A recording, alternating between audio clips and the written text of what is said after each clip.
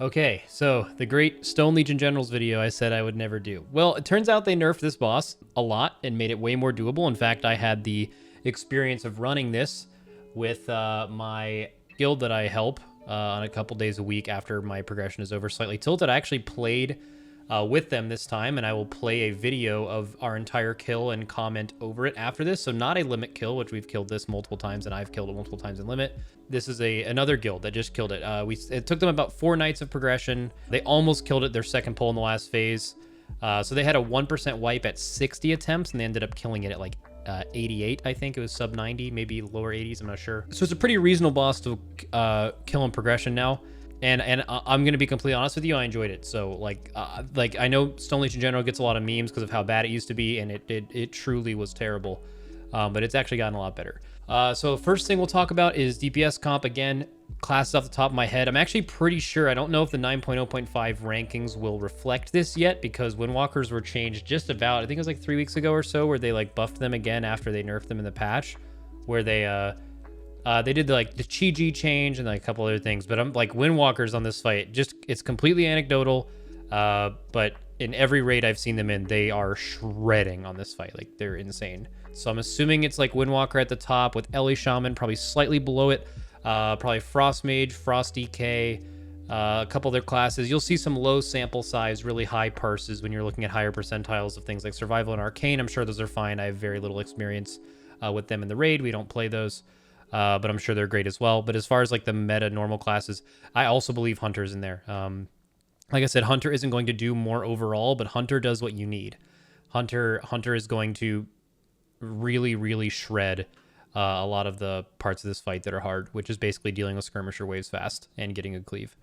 Another thing too is DH. DH isn't as much overall in this fight, as they just have really insane bursts. Like Denathrius P1, obviously DH beats every class in the game right now.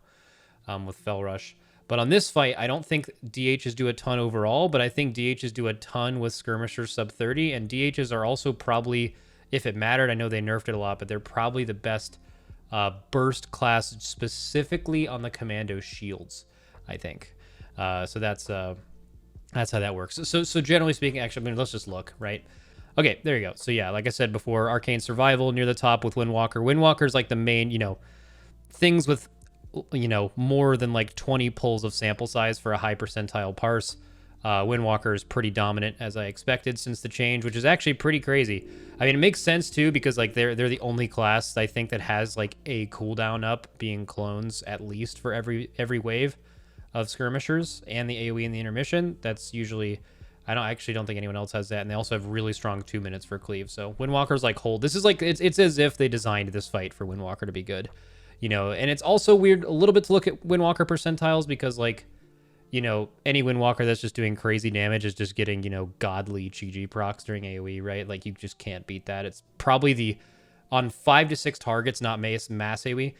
Monk is probably like the highest consistent AoE in the game with Chi-Ji. I mean, Chi-Ji is, Dance of Chi-Ji procs are just insane. But yeah, Fury Warrior's great. I didn't mention them. I should have mentioned them.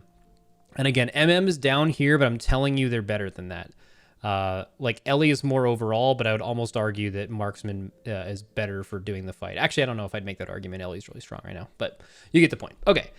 So that's DPS Comp. And again, I will be going over the entire VOD later and like kind of going through a few different things at what certain classes are good at. I'll go over that later. Healing Comp. A lot of people choose between 4 or 5 healers. We do both in both of our raids. I would ask yourself this question: is your guild ever have healing problems? Do you guys struggle with fights where healers maybe need to dispel at some points? There's a little bit more responsibility. If you are ever, let's just put it this way. Since the nerf, if you are 5 healing Sludge Fist, 5 heal Stone Legion, don't think about it. And the main reason is you don't really need the damage. You can make up the damage in a lot of points this fight. It's really unlikely that you won't have it. And 4 healing doesn't really enable anything. And I'm just telling you right now, if you start this boss fresh and you ever have healing problems in your guild, which if you're progressing it now, is probably pretty likely, you're probably going to struggle specifically with Heart Rend debuffs. Like dispelling heart, like, and having deaths to Heart Rend in the intermission. So that's basically the idea. As far as the actual comp of healers, this is I would really recommend 2 shamans. I think you can do this fight without a disc priest. I think you can do it with basically you can do it with any comp. You can obviously do any fight with any comp. I'm just saying, like, 2 shamans is never more important than it is on this fight, including hungering, even though hungering's easier. I mean it, right? Like, it just makes Heart Rend a joke. And I will show you exactly what we do for Heart Rends for that. But I think generally speaking, any healer comp goes here. I mean, when we almost killed it in Slightly Tilted, their Holy Paladin was desync, so we literally didn't have a Paladin buff in the raid, and we brought in a Resto Druid, and we were at the same point in progression. Like, you can use any healer comp here. DKs, I will mention on the healer argument, is nice. Having AMZ is just an insanely good cooldown for Crystallize. Generally, how timings work, I mean, you can kind of assign cooldowns based on Heart Rends being dispelled. You can assign cooldowns based on Crystallize soaking, because, like, usually a lethal point in the fight is, like, Crystallize versus other things. I'll also go over personal usage when I go over the video. But, you know, like, generally speaking, the only thing that's, like, really assigned is, like, Disc Priests usually just Spirit Shell the Crystallizes. Disc Priest will have very low overall healing when they first start this fight, but once they get better at it and learn when the mini ramps are in between Crystallizes, they'll get a lot better at HPS. Every time I've worked with a Disc Priest on this fight, they start out doing actually negative HPS, just ramping for early Crystallizes when there's not a lot of damage, but then by the time P2 comes around, they know what's going on and they get better. Okay. First thing I want to talk about is speed strat versus no speed strat. What that means is, in the intermission, you need to get 100 energy into Renathal to phase the boss, right? So what a lot of guilds do is they push the boss in both phases to 50% before hitting the Goliath to 0%. And what that means is when the Goliath dies, once it's phased, he actually drops a 30 energy orb, and then you're just 30 energy passing the phase. I don't do this in any of my groups, including Limit, and we were the first guild to kill this boss when they nerfed it to be the way it is now, and we considered doing it. We tried it, didn't like it.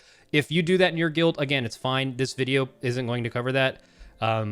I don't see a lot of benefit or upside to it at all, actually. I think it's like if it's like a farm guild thing and you're just trying to go faster for like speed ranks or something, like I guess it's good. But I don't think it helps you kill the boss. I can explain to you the main difference too. Like the main difference is in the first intermission, you will be able to phase with just the orbs you get from the AoE, instead of single killing 3 mobs after it. And that allows you, I believe, to skip the last Heart Rend in that phase. You may skip like a Crystallize that you grip, but I mean, like, that doesn't matter. It would just be skipping the Heart Rend. I don't think the Heart Rend is that difficult to deal with, although that would be the main argument for doing the speed strat, other than just, fuck it, I'm going to go faster, right? And then the second phase, not the intermission, but the phase after that, by doing that phase faster, your 2 minutes, you're going to have to choose your 2-minute timings. Now, the reason that I don't do the speed strat is because 2 minutes are set. If you 2-minute on the first set of skirmishers, your 2-minute timings work like this in the fight, okay? You 2-minute the first set of skirmishers, you 2-minute the AoE in the intermission, you 2-minute the second skirmishers in P2, and then your 2 minutes is up for the AoE in the second intermission, and then your 2 minutes are up again right when Lust comes up in the last phase. When you start pushing ahead timers, your 2 minutes get moved off from there, and you either are going to get the same amount of uses or your uses are going to be awkward in a different spot. And I don't think that's good for actual progression, because this fight is not as much of a kill it faster thing. It's a kill it with control. It's a be in control of things around you. So I highly recommend not doing that for a guild during this fight. And I think the proof would be we just did the strat that I'm going to suggest recently and killed this boss in almost 50 pulls straight from a 2-night 6-hour-a-week guild. So I think it ended up doing pretty well, and I'll kind of go over more of the timings and stuff when we actually do the walk through the video. So I'm going to talk about a few things specifically. Number 1, Wicked Blade. Very simple. Doesn't need to be communicated. It doesn't even need to have a mark on the ground. You guys don't need to have a square marker where the boss is, a diamond marker where the Wicked Blade. No, you don't. The Wicked Blades don't even have to be in a specific spot. They just have to be on this side of the boss, right? Let's say this is Call, right? Anytime Call is down, Wicked Blades go on this side of the boss. It can be here. It can be literally in his hitbox to where it barely travels. Like when I'm on a Windwalker, maybe it'll happen in the video. I don't remember if I had it on the kill, but I just stay on the boss and I karma and I just let it bounce off me and go to the next verse. It's no danger to do that whatsoever. Now, when Call is not down and Grishal is down, you will do this. So Wicked Blades, doesn't matter where you go. You can be as close to the boss as you can be, as long as you are farther, if you are closer to the edge than any player that's actually in the raid, that is where the Wicked Blade spot is, because the Wicked Blade's coming from here, right? So it's going to go bing, bing, bing, and then back. As long as no one is in between you and the edge of the platform, you can be there. So Wicked Blades might have to be here if people are getting knocked back from skirmishers or something, which we'll talk about. Or you can be up here hitting the boss the whole time. It just totally depends on your comfortability. I would certainly recommend being safer with it until you understand what's going on, but you know. So that's Wicked Blade. I'll just go ahead and delete that for now. Skirmishers. Skirmishers, I actually, okay, in progression, when they had more health and the knockback was more severe, they've nerfed both of those things. You kind of had to like single target them a little bit. You didn't have to like single target kill them. You just had to offset their health. So a way we used to do that is we would grip in skull in X, which is here, I'll mark it. There's a skirmisher that spawned at this skull and a skirmisher that spawned at this X, right? So we would grip both of these in, but we would never grip in square, even though we had a grip, by the way. The reason we didn't do that is so it got under the boss later and it naturally had less health without us having to think about it. That's the only idea. And the only way we offset skull and X was we hit skull for like 4 or 5 seconds when it spawned, and then we just went back to cleaving them. So in reality, we didn't really like spend a ton of damage on the skirmishers. What we did was we just offset their health enough to where if we were just naturally cleaving, we would only be getting 1 at the most 2 knockbacks at a time. Now that kind of doesn't matter. You want to avoid triple knockbacks, but they're not a priority. Like honestly, every single skirmisher set except for literally one of them is easy enough to where you can just AoE and not really worry about it. If you notice there are 3 phasing at the same time, obviously swap to 1 and kill it so you only get a double, but you don't have to swap to it until it's low, if that makes sense. And it is worth to swap when they're at 30 though, because your raid is losing a lot of damage when they're pushing all your ranged back. So, and it also can cause problems with like Crystallize. If you guys have ever tried to soak a Crystallize with a triple knockback, that creates a lot of problems. You know, you get it. Okay, another thing with Crystallize, if you guys have shamans or druids, I don't do this as a raid leader because I think it's extra micromanaging. I actually assign one of them to do it or all of them to do it. And it's very simple. They may not get it right away, but over pulls they will. Anytime a skirmisher is starting to knock us back, because usually once a first skirmisher starts his wins, usually within 15 seconds, those wins are over. From all 3 skirmishers, okay? So I have a shaman win rush, okay? So a shaman will simply just win rush right behind the raid right here, and then when we start getting knocked back, we have speed the whole time during skirmishers. Very important. If you don't have a speed totem, use a roar. If you have very little shamans and druids, have people use their speed increases on one and then coordinate using a roar or something on the next one, right? So something like that. That's very important. That's like basically the last thing with skirmishers though, other than make sure you guys actually stack. If you guys have random range DPS standing over here and over here, they'll just like, they won't get stacked under the boss, and they'll like, you won't get a lot of cleave on them because they'll just be porting around, right? Like skirmishers will just jump around the room. You don't want that. You want to be stacked when Grishaal's down anyway, just because you want to do you want to be stacked for people. Sorry. Okay, so last thing I'm going to talk about that's major is heart rend. Now if you're a healer or someone or a raid leader, I would encourage watching the end of this video where I go through the whole VOD and explain to you why I do what I do or when we do it, because I deal with heart rends in a very specific way. The very first heart rend of the fight, we mass dispel it as soon as it comes out inside of the Crystallize, and we Spirit Link, okay? We just get rid of it entirely. I will go over after this how to deal with it when you don't have Spirit Link. But this is assuming you have 2 shamans and a disc priest. This is my strat. On the second heart rend, you do not dispel it right away. You wait until the next Crystallize happens. So this is the second Crystallize of the fight. You AMZ and barrier in the second Crystallize, and then after it goes off, it should be right when the boss is pushing to 50% as well, and there's nothing else happening. You then mass dispel it there with a second priest, or your first priest will be off cooldown. And that'll be inside of a barrier and AMZ, so there's no danger there, right? Then the third one, I use the second shaman's Spirit Link. It's in the middle of the intermission. You should be over here if you're watching the screen. Like, usually people are over here. Where's a Goliath? People are usually over here hitting the Goliath, right? And like the boss is like over here, and like it'll spawn right here and you just mass dispel and Spirit Link it here. Very dangerous though, in that it's very hard to see red stuff when everyone's stacked up. So just be really careful of red stuff. You'll get used to it. The stuff the commandos throw on the ground. So that's like kind of how you deal with that. And now the fourth set of heart rends, which is right going into the phase, they're personal dispels. I would not recommend getting rid of them all at one time. Since you're gonna grip the Crystallize in this phase, which we'll go over in the video, you will need to just personal dispel someone when they have a personal up. If you have a DK, be like, hey, do you have AMS up? They'll say yes, and they'll say use it. As soon as they use it, dispel them. They won't get the other buff. You can have people immune it if you want. This is where people should use personals. I guess maybe that should be just a general thing for heart rend. There's only like 3 things that will kill you in this fight, other than like standing in an upheaval or like obviously the raid wiping or getting meleeed or some random stuff like that. Like the ways that you will die as a DPS player in this fight are 2 things. It is getting hit with a Wicked Blade with a lot of stacks, or heart rend, heart hemorrhage, the dispelled version of heart rend, plus any mechanic. or Ravenous Feast during any of those. It's basically those 3 things. So when any 2 of them overlap, you're potentially at a very lethal point. Or if you have any one of them and the raid is getting hit so hard that you can't get a lot of healing. So if you guys are wondering when to personal, you don't need to personal a 1-stack bleed. You don't need to personal plenty of things. You need to use your personal cooldowns or immunities on this fight freely and openly, by the way. There's nothing you're saving your immunity for. You use it to save yourself when you have a heart hemorrhage plus literally anything else. When you are soaking a Wicked Blade plus anything else. 2 stacks of the bleed already or something, right? Like you just gotta... And also when you are soaking a... When you are getting hit by Wicked Blade plus like the Goliath having the healing reduction on you, right? I also will show you my Goliath CDs during the actual video. And the last thing is Eruption and Upheaval. Very simple. I will link both of the WeakAuras that we use under the video in the description if you want, and how to set it up in your ERT note.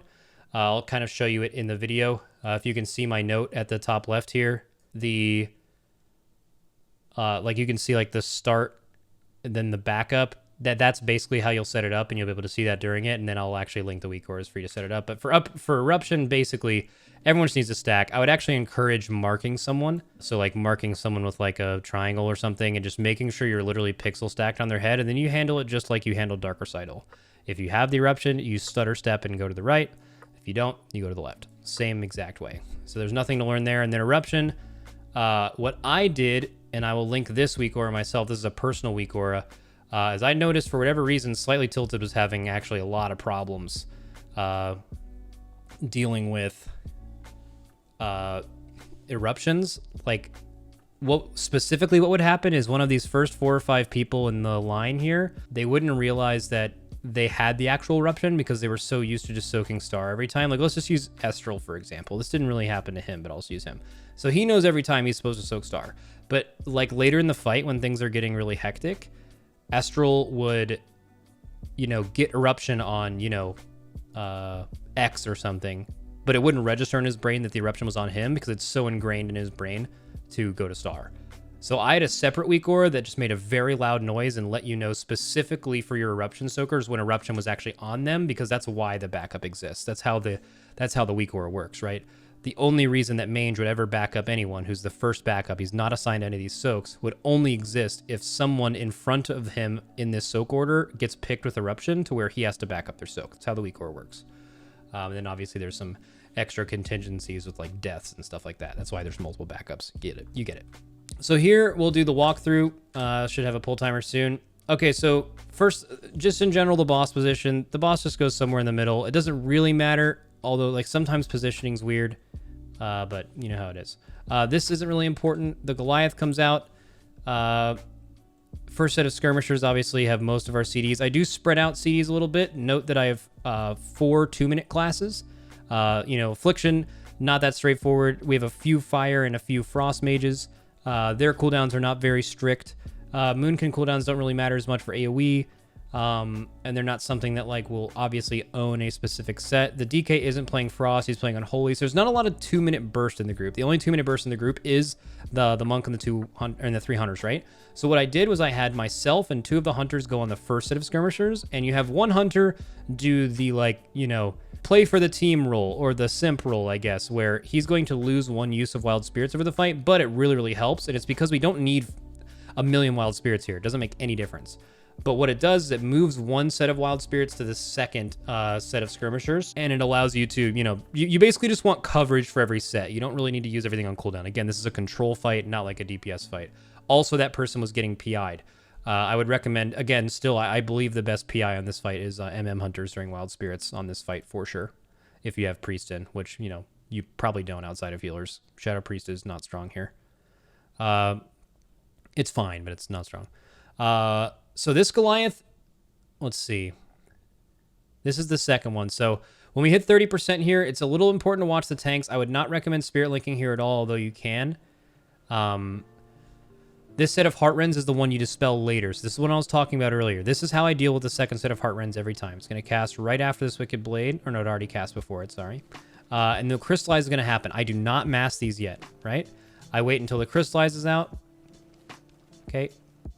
and then we barrier and AMZ. And what I want here is every single player to be in the barrier and AMZ. They kind of put them a little spread out. They should be on top of each other, but there's a Venn diagram. You can get in there. The idea of this is you're doubling up cooldowns. You're burying and AMZing the second Crystallize, which is good. But also, right after this, we Mass Dispel, right? Check my debuffs. We're going to get Mass Dispelled while you're in this. And the idea is for the players to stay in here while they get masked. And this is the cooldown that's letting people live through the Goliath, right? That's the idea. Now, the rest of this phase is pretty simple. The thing that will kill people the most when you first start this is the red stuff on the ground. It hits pretty hard, but, I mean, people get used to it and not die to it. Makes sense. What do we got here? So, when I start AoEing, kind of depends on one thing. It's just when the last Ravenous Feast is going to be cast. Like, I need to start the AoE in 18 seconds. Keep in mind, you will not have the same amount of commandos every time. Draven can go AFK. This is probably one of the only remaining things in the fight that's super bugged and awful, and there's nothing you can do about it. But, you know, well, what can you do? Like I'm serious. Right now, when we're AoEing in, like, we're probably AoEing in, like maybe 8 seconds, 10 seconds. Sometimes there's 2 ads and sometimes there's 5. It's just, the fight's just bad. When I decide to AoE, though, I've seen guilds full kill this Goliath before they AoE, so they can AoE with more ads. That's fine. I actually don't prefer to do that just because I want to get my 2 minutes on cooldown faster. Right here, do you guys see my 2 minutes are up in 5 seconds? We're going to AoE pretty shortly after that, if not right when they come up. So you get optimal 2-minute timings again with the Skirmishers. And you'll see why 2-minute timings are important here. But the main thing you're beating here, just for reference, is not the amount of commandos, although you'd prefer to have at least 4 commandos for this AoE. And you're not really beating, although I would recommend slowing Goliath damage before you hit to 30%. Like right here, I'm saying stop DPS, stop DPS, stop DPS. The only thing we're waiting for is this Ravenous Feast. Do not let that go off. That will kill people. Also, the next thing is the Crystallize in this phase is gripped. So I'm probably calling this very shortly. I said AoE in 3, 2, 1 probably. There we go. Wicked Blades go to the back during this. Okay, so the Wicked Blades just get out. Now there's 2 kind of calls that need to happen in this phase. You can have people manually look at the WeakAuras and go in there next. I hate that. I think it's one of the most raid leadable things. I think it causes a ton of problems. You should not do it. If you have 2 people who can call stuff in your raid, there's 2 things that I called both of them, but if you're not experienced enough or you feel like it's too much to handle, certainly alleviate it. You can have any of your DPS do the second job. Okay? So once people start picking up orbs, I would say, like, you know, Kuzkan go now, and then the next person go now, right? That is the most important role. The other thing that needs to happen is after these commandos start coming in, you guys want to be single targeting these commandos, and you want to make sure you have someone calling the target. Again, I was doing that, but if you can, like, have someone else do that for you, it's perfectly fine. Any of your DPS can do it if they're somewhat vocal. They can be like, we're on Skull here. You know, like, they'll be on Skull, and then they'll say they're on X. You may think it's obvious, but it's not always obvious. If you notice here, I got gripped. So that Crystallize, we don't soak. There is a few bleeds. There's a lot of bleeds, actually. That's because a few people didn't clear at the beginning of the last, or the beginning of the intermission. But, you know, we're going to be able to get out of the intermission just fine. Always grip that Crystallize, never soak it. So we have people dunking here, so I'm calling Kuzkan to go. Okay, we will call Zappy Boy to go. Now, these are the last Heart Rends. Now, if you want to know when I use Rally and Devo, I use them both for these Heart Rends when there's personal dispels. And again, this healers, I would highly recommend healers actually communicating a lot here. Just be like, okay, I'm dispelling Dog Muncher, dispelling Aim, dispelling Rich Money. That lets them know to Barkskin, to Astral Shift, to Pop Earth Ellie, to whatever. It also lets your Paladin, your Warrior know maybe I should rally or Devo. If you guys are going to use external CDs, Darkness, things that have not been assigned so far, highly recommend that you use them during these manual dispels of this. And also, if you're really far ahead, you can wait until the intermission comes out. Or you can wait until manual dispel them until next phase. If it's safer, it's totally up to you. Okay, so I have this Wicked Blade, so I'm obviously not going to dunk right away. Skull's the last one. Oh, another small note. If you ever are the person who you can pick up 2 orbs if you pick up the Goliath orb and a Commando orb. If you have that on you, healers watch that person, and when you dunk it, use a personal, it can almost one-shot you. Okay, so we just killed the last ad, right? So the only time to push here, if you have a Wicked Blade coming up, never risk it. Ever, ever, ever, ever. Let's just say right now it said Wicked Blade in 4 seconds. There's no way I would dunk it here. Because if Wicked Blade happens during a knockback, it's a very common wipe point. In fact, my usual strat, if that happens for progression, is just yeeting people off the edge. Like, just if you have Wicked Blade there, just die. Like, don't try to survive in the corner. You just need to die. What else is there? Oh, another thing too is you're watching a kill, but I really wish you guys would have watched me progress with this guild, because a lot of people asked the question and didn't understand why, but I lusted it so many different times in this fight. I lusted in this intermission, I lusted in P2, I lusted in the P2 intermission, and then eventually we lusted and killed in the last phase. So many people who are watching videos and don't understand a natural progression path, they just assign lust for a certain time in the fight and they don't think about changing it. Lust is one of the best progression tools possible. What progression is seeing a boss in its entirety. And more importantly, it's giving your players reps, and it's letting your players see that all they need to do is, you know, just see the fight more and they'll get better. You know, fight familiarity is the biggest performance boost of all time. Even if you are losing people early, don't just automatically wipe it. You know, if it's 1 or 2 people, keep pushing, lust to make up the difference from the dead person just so it seems somewhat realistic. That's the only reason I lust. It's never, if we have everyone alive, there's no reason to lust, right? It's just to make it appear like there's 20 people alive so they can get more reps, get more used to Upheaval, get more used to Eruption, get more used to the last phase. Even if you're not going to kill it, that is invaluable compared to just wiping it because they get the experience. And I cannot describe enough how much just pure attempts at the fight help someone play better overall. Okay, so we dunk here. I just dunk it when I make sure everyone's there. Again, there's no rush here, right?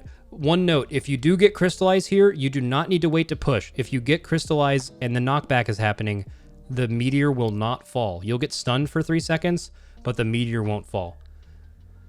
So that's perfectly fine. These first set of skirmishers, this is the only time in the entire fight that I tell anyone to hit a specific skirmisher since the nerf. Let me say that again. I never target skirmishers ever on this fight unless it is this exact set coming into P2. Why? Because with the cooldowns you see, this is the second hunter. Remember I talked about the second hunter's wild spirits? This is his lineup. I do not want a triple knockback for this crystallized soak. So what I have people do is I have them single target the skirmisher, not until dead, but until it's like 20-30% lower than the other two, like you can see here. And then when the Goliath comes in, I swap off. Now all this accomplishes, if you watch here, it accomplishes, yes, you're going to get knocked back, but that one's dead before the other two start. And believe me, the difference in soaking this crystallize with a 2-stack skirmisher versus a 1 is pretty significant. And also, you won't ever struggle with boss damage, most likely. So the only thing you're losing there by doing that skirmisher thing is boss damage, and you're not losing Goliath damage at all. So like you're not really getting behind in the phase, and it's really safe. Not to mention that triple knockbacks is a major DPS loss on everything. All right, now Upheaval. I usually mark myself. This was the first pull of our new night, and I forgot to turn on the ERT thing that auto marks me. But you want to generally stack on a person for this. Also important, this is where I use the second use of both Spirit Links if you have a Shaman. If you don't have a Shaman, you don't need a Spirit Link here, but it's safe. During both of the Goliaths going to 30%, in P2 alone, I Spirit Link both of those, almost exclusively. So I'll have like Kyle's Spirit Link here. We might have been high enough where I had him save it. Nope, he used it anyway. I always have him use it there just because if there's any bleeds that are low or if the tanks are messing up, it just saves deaths, right? Okay, so Wicked Blade's happening here. Again, this guy doesn't really know what's going on. He doesn't need to go over there, but you could have just gone over here to the right. Again, as long as you're the closest person. So there's going to be an eruption here. Now, I actually wish I would have played Discord here, but like, I literally screamed at that mage. I'm like, be careful. One of the biggest callouts I make in this fight is yelling to eruption soakers when there's about to be a knockback. Because it's very, very common for someone to be like right here on my mouse. And then as soon as the eruption happens, or is about to be soaked, they get triple knocked back and they get zoomed to diamond because they're standing still casting, and then they miss the soak and we die. Just stuff like that is just raid leader stuff that really helps. So Seismic Upheaval, here we go. You just handle it just like Dark Recital. You guys are all familiar with that if you've made it this far. Eruption will be going to diamond here. Ravenous Feast, this is a dangerous moment and you have to be ready for a backup. If this Ravenous Feast goes on an eruption soaker, they need to call for a backup because the WeakAuras will not work with it. It went on aim, so it didn't matter. He's the 5th soak, I believe, from memory. Yeah, 5. This second Goliath is the same thing. I used the other Spirit Link during this Goliath because there's no use for it in the intermission. It'll be up for the last phase. We do Upheaval again while killing it. I use the other Spirit Link here. I believe. I usually would have called for it here. There we go. And that's probably going to save Kuzkan, right? Who was pretty low there before the Goliath died. So play with me. See, for me, I just kept going back. The reason why I went so far back here, usually I can do it up here, but I went far back. Why? I'll rewind it. Because I see where players are. Some of the range didn't get stacked back up after the thing happened, and there's a triple knockback happening right now. So I just clearly went as far back as I could just to help them. And then you have another Crystallize. This should be the end of the phase normally. Great. Okay, so I will tell you exactly how I do the last phase intermission. It is a joke. It is so easy when you do it this way. You remove all difficulty of different combinations and everything. So I'll also leave a link to this full kill VOD in the description if you guys want to watch it, just without my commentating over it and just listening to my raid leading. I'll have you do that. I'm just kind of letting you know why I made the decisions I made here. So this Goliath, we just hit 100 to 0. Here's how the phase works. I'll say it and then you'll watch it. You kill this Goliath 100 to 0. You do 2 eruptions from right now. So not this next eruption, but the eruption after it we AoE. So we're AoEing in 25 seconds. 2 minutes will be up.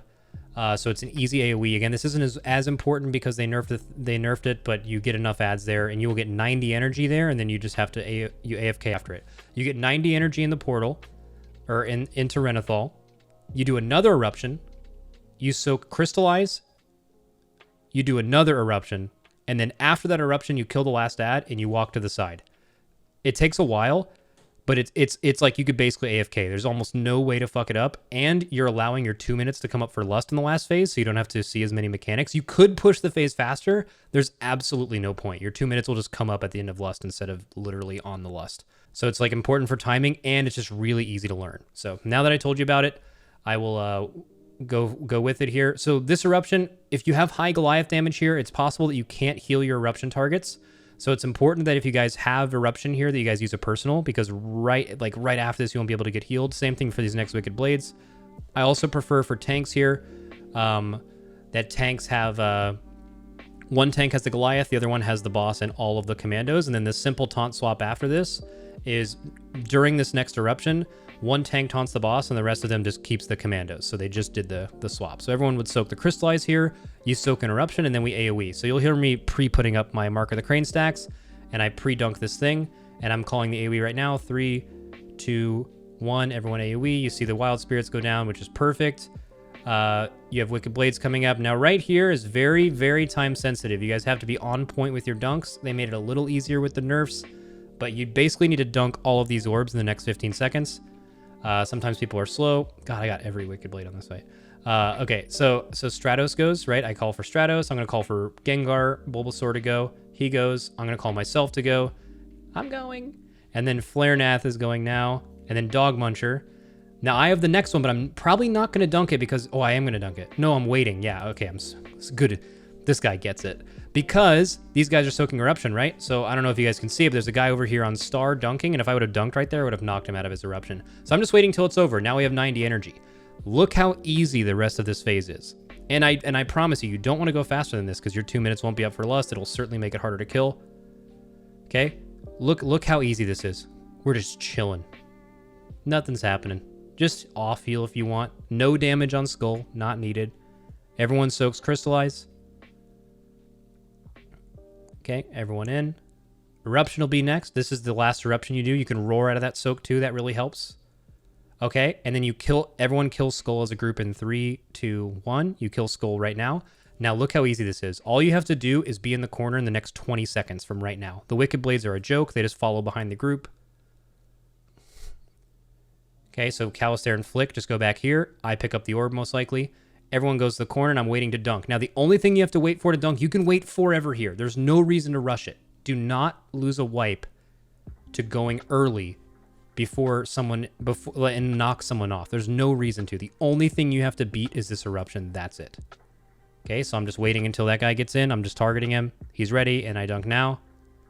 Now, I'm going to go over for you the last phase, and again, if you guys want to listen to me raid lead this in real time, I will show you how this worked in the last phase. They did have pretty low damage.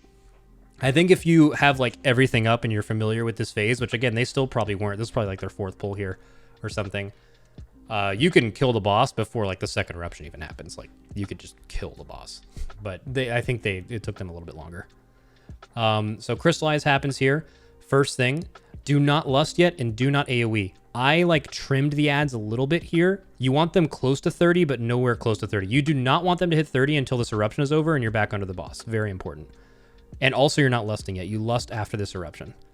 So Wicked Blade goes out nice and close to the boss. Okay, now they go do Eruption. This one I usually just use one Devo or Rally. I think they were topped enough here where I held both of them because they were getting a second one. Now we lust, right?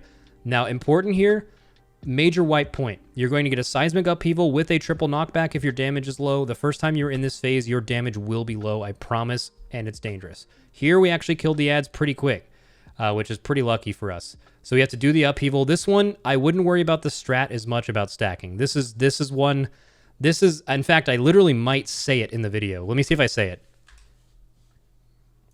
So we're lusting in 3, 2, 1, going now. Let's go.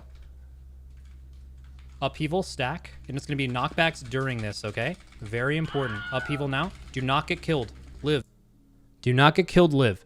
The don't die call and wow, if it's used a lot, makes no sense. For me, I almost never say that. In fact, in like a world first progression tier, I might say that phrase like 3 or 4 times. But when my raiders hear me say it, they know shit's going down. Like they know that, you know, you're getting an audio cue that like, no matter what you do here, this is going to be more dangerous than normal. It's a bad lineup. Do whatever you can to live. That's because this is the most moment that's close to that in this fight. It's just way different than they're used to. After this, you guys get grouped again, okay? Okay, I'm going to mute it again. Even though I'm playing an absolute banger.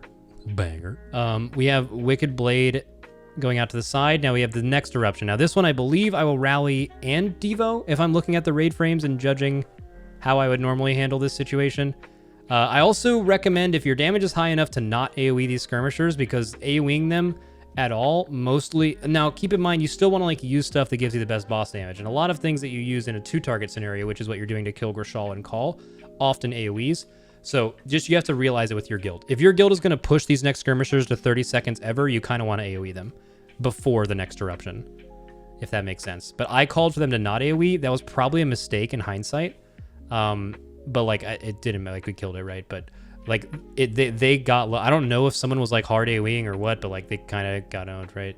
But it kind of happens, right? Like I don't think people were like hard AoEing. Like, it makes sense for people, like, for me, like, with this Chi proc, like, that's what I'm doing for boss damage. So, like, you're not just gonna, like, hold stuff you're doing for boss damage to not AoE. But there's, like, you know, so you basically just have to see it with your group. These things ended up having this happen. Luckily, we didn't have them all push for this Eruption. Most common wipe in this phase, by far, by the way, is triple Skirmisher knockback and Eruption Soak every time. So, you do this next Eruption Soak. Oh, I missed one thing, I think. I'm sorry, I totally got sidetracked. I'll skip back to where I just was. The first Heart Rend's expiring. The phase starts, we do the Eruption. Upheaval happens. It's the next Eruption here, okay? Oh, someone got dispelled on accident. That shouldn't happen. So you soak this Eruption and then you speed under the boss. Why? Because you have multiple Heart Rends expiring. Stratos is expiring, Kyle's expiring, Rich is expiring, and you have a Crystallize. This is where I call for AMZ and Spirit Link right now. And then make sure everyone gets rid of their bleeds here. The first time we wiped in this phase is because 4 people didn't soak here and they had multiple stacks. Now, the Spirit Link there is insane. You're Spirit Linking the Crystallize and Heart Rends expiring. Never dispel Heart Rends early. There's no reason to. It's so easy to deal with when you're stacked. Okay, so then I'll skip back to where we were. Sorry about that. You don't deal with the next Heart Rend. So this is the last Eruption. You should never get 4. So literally, if you're getting the 3rd Eruption, just make sure you don't die, right? The one thing that really wiped us here is someone got this Wicked Blade and they just like stayed in the back of the group. Or no, he died. I didn't realize that. This guy died with it and it just came back and hit everybody. So we almost wiped here. But then at this point, it's just like a free-for-all. If you ever get this Crystallized, never soak it. I believe I call for this not to be soaked. Like, just let this person suicide. Do not soak it. And then I'll let you guys listen. Rashal, only thing alive. No, wait. I'll rewind it a little bit. Don't worry about the ads. Onk, Kyle, Dog Muncher, go. Yeah, definitely Onk if it's up. That's a good... Don't soak this ever. Just hit Grishal. Only thing alive. 30k. 20k. 10k. 1k. Good job. Oh my. All right, so we killed it. Yeah, I was just trying to stay on this freaking platform. All right, so that's basically it. I'll probably do one of these for Denathrius soon.